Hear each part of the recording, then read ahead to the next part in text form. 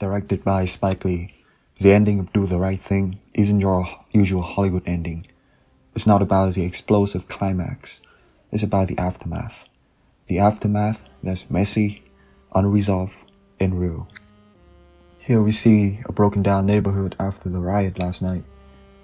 There's broken down cars with broken windshields, a burned to ash pizzeria, and debris lying all over the street.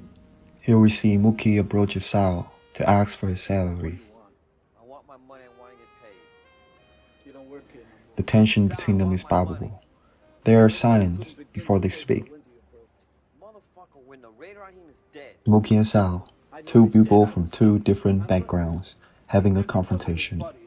Both are trying to justify their actions and to make sense of the consequences.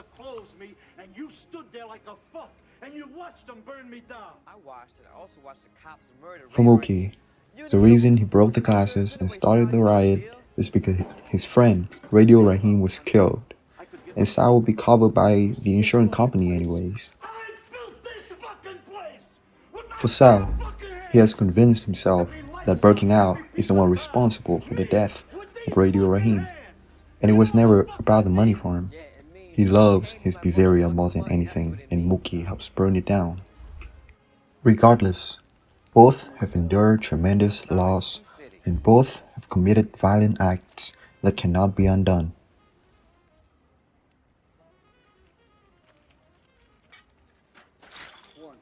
At its core, Do the Right Thing uses unconventional ending to confront the audience with uncomfortable truth about social tensions and violence and the consequences of unresolved conflicts and the limitation of media representations.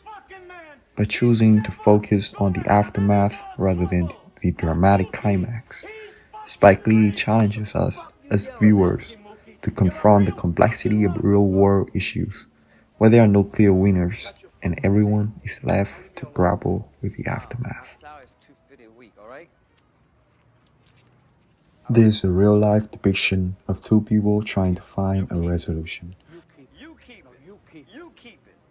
The tension and the awkwardness between Sal and Mookie here, when both of them need the money but refuse to pick it up, is a funny way to portray the human pride and ego, and how it continues to prevent us from finding resolutions in the heat of violence. They say it's even going to get hotter today. What are you going to do with yourself? Make that money, get paid. So I gotta go see my son. If it's all right with you.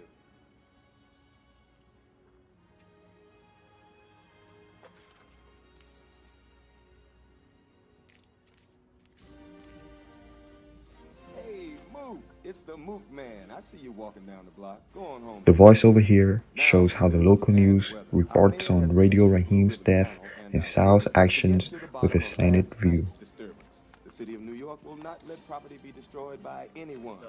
Here is said, the city of New York would not let properties be destroyed by anyone.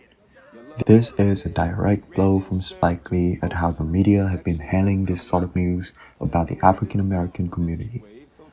The media choose to focus only on the facts that sell the best stories, the kind of stories that invoke more hatred and more conflicts, but generates the most revenue, while what we truly need to know is the death of Radio Raheem.